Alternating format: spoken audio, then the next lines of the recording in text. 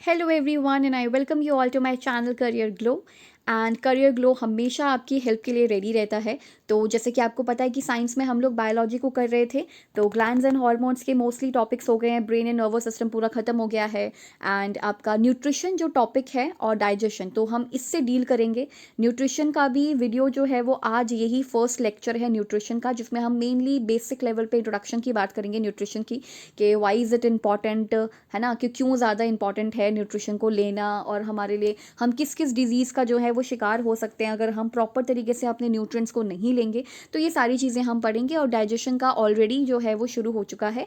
इसका एक जो मतलब इसका जो एक वीडियो है वो आ चुका है डाइजेशन के ऊपर, तो वो थोड़ा सा इंपॉर्टेंट है, राइट। डाइजेशन एंड न्यूट्रिशन को साथ में लेके चलेंगे तो ज़्यादा ज़्यादा अच्छे से समझ आएगा, क्योंकि पहले आप खाना खाओगे तभी तो उसे डाइजेस्ट करोगे, राइट। सो पहले आप न्यूट्रिशन लोगे, उसके बाद आप इसे डाइजेस्ट करोगे।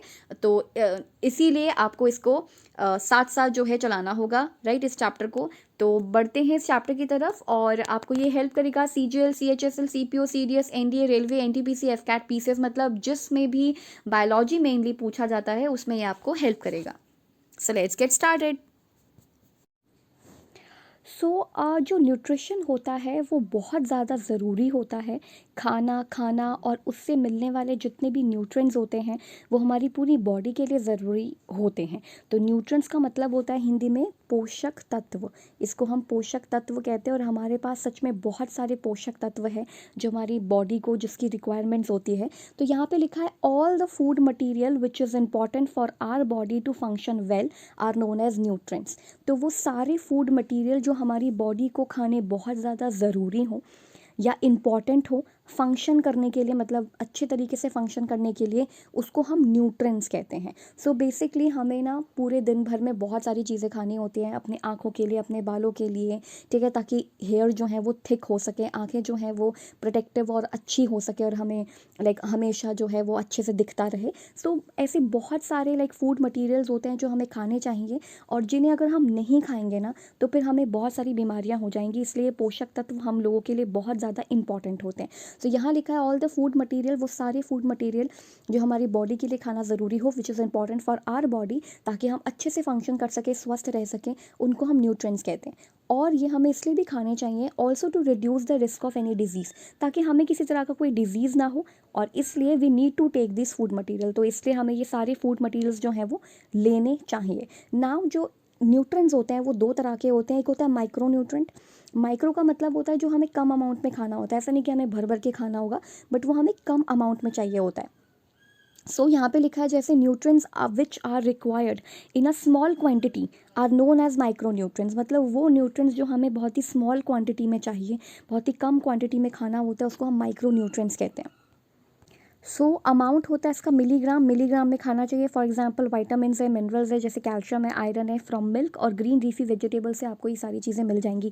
तो कहने का मतलब ये है कि न्यूट्रिशन बहुत इंपॉर्टेंट होते हैं, हमारी पूरी बॉडी के लिए इंपॉर्टेंट होते हैं, और हम ढंग से फंक्शन कर सकें, हमारे सारे ऑर्गन्स अच्छे से फंक्शन कर सकें, और हम डिज़ीज़ से बच सकें, राइट, और इम्यूनिटी हमारी बूस्ट हो सके, इसलिए हमें कुछ फूड मटेरियल्स खाने होते हैं।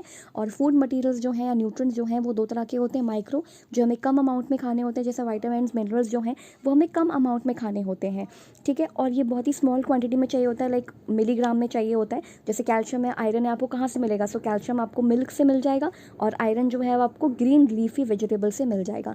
अब आती है बारी मैक्रो न्यूट्रिएंट की। मैक्रो न्यूट्रिएंट का मतलब होता है जो हम ज़्यादा अमाउंट में खाते हैं, जैसे nutrients which are required in large quantities.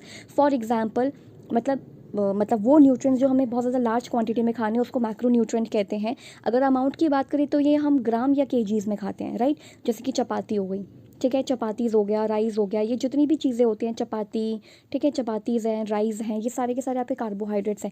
जो पोटैटो होता है वो भी आपका क्या होता है? कार्ब होता है। तो basically carbohydrates also known as sugar, इसको शुगर भी कहते हैं, क्योंकि मैंने बताया था कि कार्बोहाइड्रेट्स जो हैं, डाइजेशन वाले टॉपिक में बताया था कि कार्बोहाइड्रेट्स जो हैं वो किस में टूटता है।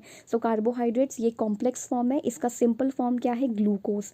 तो ये ग्लूकोज में ब्रेक डाउन होता है, टूटता है, तो इसको शुगर कहते हैं। और can be found in chapati and rice and potato. और ये कितना खाना चाहिए, amount to be eaten in a day 300 gram. तो 300 ग्राम के करीब तो ये एटलीस्ट हमें खाना ही चाहिए, तभी इससे हमें काफ़ी सारी जो चीज़ें हैं वो मिलेगी, वो भी एक दिन में इतना हमें खाना चाहिए। तो ये तो थी बात कार्बोहाइड्रेट्स की, और ये इसको शुगर के नाम से जानते हैं। चपाती, राइस, पटाटो वगैरह बहुत सारी चीज़ों में कार्बोहाइड्रेट्स होता है। 300 ग्राम हर व्यक्ति को खाना चाहिए पूरे दिन में। अब आता है फैट्स की बारी, तो फैट्स भी इंपॉर्टेंट होते हैं, ठीक है। अभी हम इनके फंक्शंस देखेंगे कि कार्बोहाइड्रेट ज़रूरी किस लिए होता है, फिर फैट्स जो है वो किस लिए ज़रूरी होता है। बट बेसिकली फैट्स को हम लिपिड भी कहते हैं, ठीक है। ये हमारे मसल्स को बनाने में काम आता है, ठीक है, हमारे मसल्स को बिल्ड करने में काम आता है, इन सब चीज़ों के लिए ज़रूरी होता है। और कुछ वाइटामिन के लिए भी ज़रूरी होता है, वो भी हम आगे पार्ट्स में डिस्कस करेंगे। तो फैट्स जो है उसको हम लिपिड कहते हैं, और हमें जो है 80 ग्राम फ़ैट तो खाना ही चाहिए। घी, तेल जो भी हम लोग खाते हैं वो सब तो हमें खाना ही चाहिए, राइट। तो ये 80 ग्राम्स पर डे खाना चाहिए। उसके बाद आता है प्रोटीन। तो प्रोटीन है required in different amount as per their weight per KG. अब एक चीज़ बहुत ज़्यादा इंपॉर्टेंट है कि हमें कितना ग्राम जो है प्रोटीन खाना चाहिए, because it's a macro nutrient. और अगर ये मैक्रो न्यूट्रेंट है तो आप इसे ग्राम में ही खाओगे।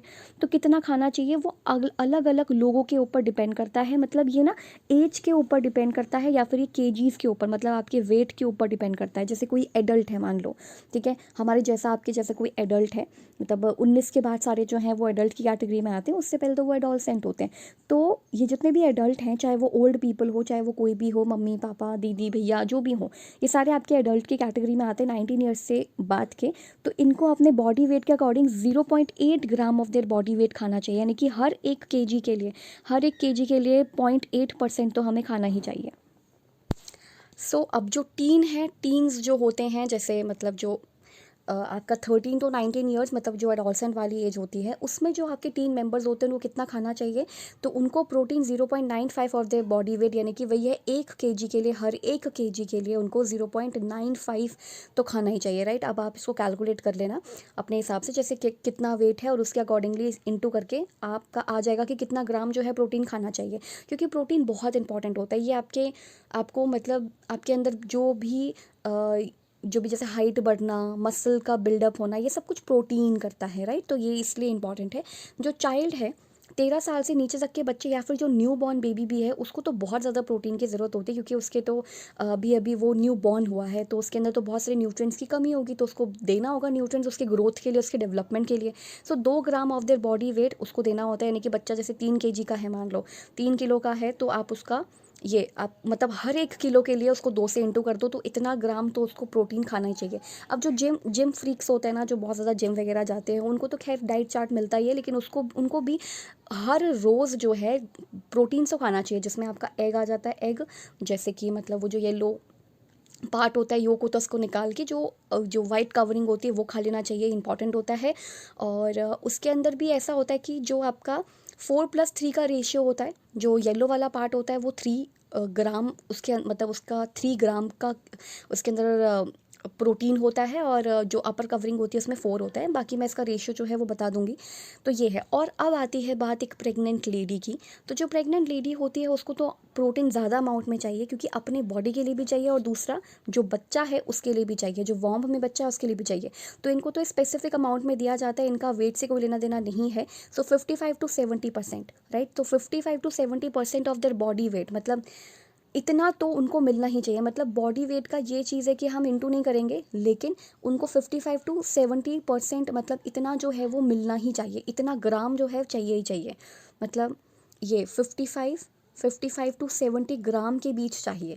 इसमें मतलब बॉडी वेट जो है वो इतना मैटर नहीं करता है, हालांकि ये सारी चीज़ें जो हैं वो डॉक्टर्स आपको बताते हैं कि कितना खाना चाहिए, बट 55 टू 70 ग्राम के करीब तो खाना ही होता है पूरे एक दिन में, क्योंकि उनके लिए भी चाहिए, उनकी बॉडी में जो बेबी हो उसके लिए भी चाहिए। नाउ प्रोटीन फाउंड इन किस में मिलता है, तो मीट में, पनीर में, एग में, इन सब में मिल जाता है। और अब सबसे इंपॉर्टेंट चीज़ जो है वाटर, ये भी एक मैक्रो न्यूट्रेंट है, और हमें इसे भूलना नहीं चाहिए। हालांकि हम लोग भूल जाते हैं, और सर्दियों में तो हम ऐसे भूल जाते हैं जैसे पता नहीं ये कोई चीज़ थी ही नहीं। गर्मियों में हमें इसकी याद आती है, लेकिन फिर भी हम उतना अमाउंट में नहीं पी पाते। तो हमें वाटर जो है एटलीस्ट 5 to 6 लीटर्स डेली जो है वो पीना चाहिए, ताकि जितना भी बॉडी से टॉक्सिन्स हैं वो निकल जाएँ, और जितना भी मतलब बॉडी को ना ये साफ़ रखने का काम करता है। तो डेली हमें इतना जो पानी है वो तो पीना ही चाहिए। यही थे आपके न्यूट्रिशन के अंदर मैक्रो न्यूट्रेंट, ठीक है। ये सारे आपके माइक्रो मैक्रो जितने भी थे वो सारे न्यूट्रिएंट्स है कि हमें कितना कितना अमाउंट में इनको खाना चाहिए। उसके बाद आपका मैक्रो न्यूट्रिएंट आता है, ये हमें कितना अमाउंट में लेना चाहिए। सो अभी तो फ़िलहाल इतना ही। उसके बाद नेक्स्ट पार्ट में हम लोग अलग से कार्बोहाइड्रेट्स अलग से पढ़ेंगे, फिर फैट जो है अलग से पढ़ेंगे, प्रोटीन अलग से पढ़ेंगे, सारे वाइटामिन्स अलग से पढ़ेंगे, उसके बाद मिनरल्स अलग से पढ़ेंगे। और वाइटामिन तो मोस्ट इंपॉर्टेंट है क्योंकि उसकी कमी से बहुत सारी डिजीज़ हो जाती हैं। तो आप अपने हिसाब से ये सारी चीज़ें कर सकते हैं। Keep learning and keep discerning.